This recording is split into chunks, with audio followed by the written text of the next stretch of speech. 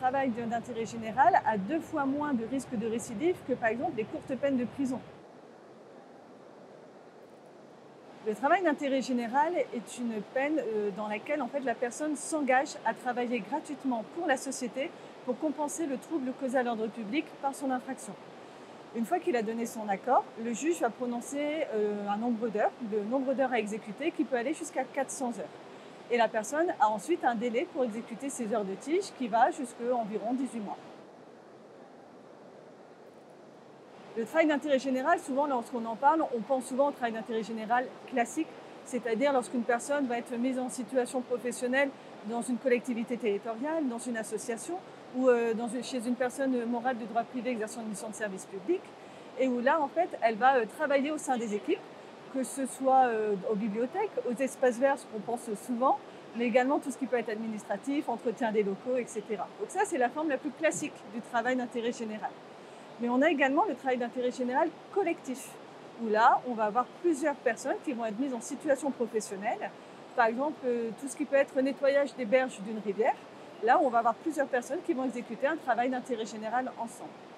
La dernière façon d'exécuter un travail d'intérêt général est le travail d'intérêt général pédagogique. Ça fait partie des formes qui sont assez peu connues, où là, l'idée n'est pas tant de mettre la personne en situation professionnelle que de lui faire découvrir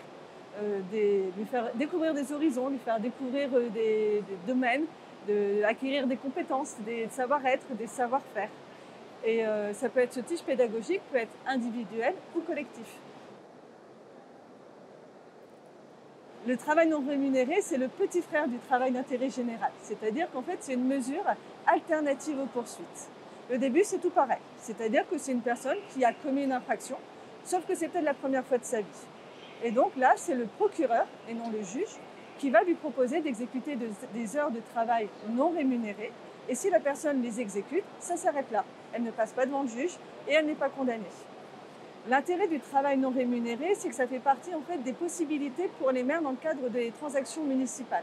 C'est-à-dire que si jamais il y a une contravention qui est commise au préjudice des biens de la commune, le maire peut proposer aux contrevenants d'exécuter des heures de travail non rémunérées, un maximum de 30 heures, au profit de la commune pour justement compenser les dommages causés.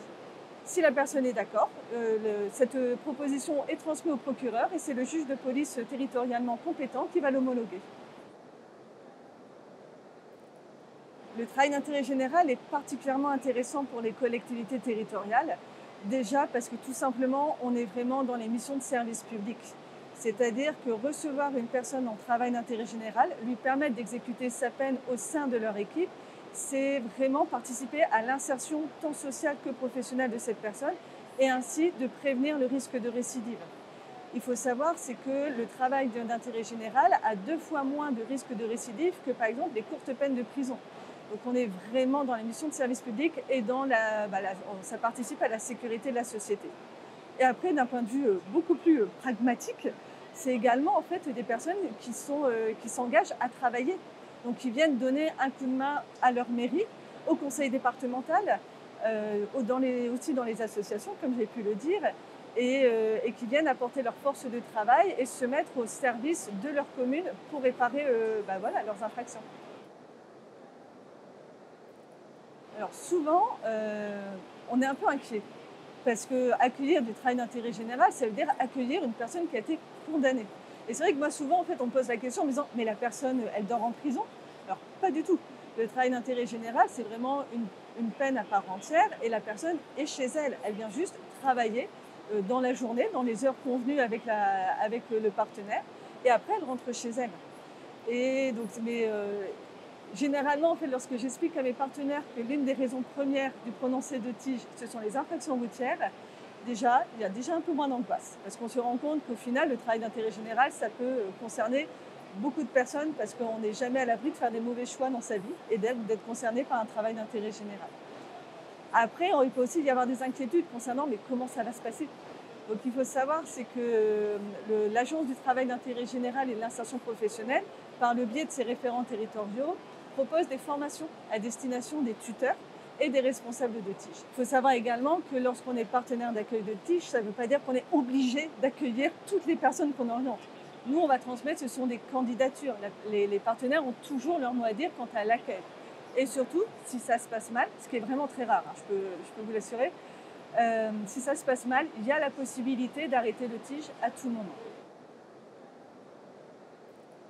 Avec deux autres référents territoriales TIG et l'Agence du travail d'intérêt général et le soutien de nos directions interrégionales respectives, donc de Marseille et de Dijon, nous avons produit un podcast intitulé Rendez-vous un TIG inconnu, qui est le premier podcast fait par les acteurs de TIG pour les acteurs de TIG.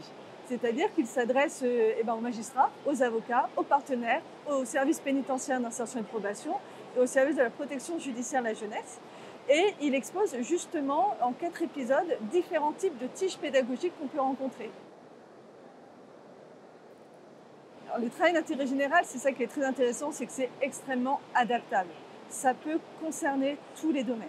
Ça peut être autant le très classique, l'espace vert, mais on peut aussi retrouver en rénovation, en petits travaux de rénovation, en tout ce qui va être entretien des locaux, mais également tout ce qui va être manutention, administratif, tout ce qui va être également dans les structures culturelles. On a beaucoup de partenaires qui sont des structures culturelles pour tout ce qui va être mise en place, accueil du public.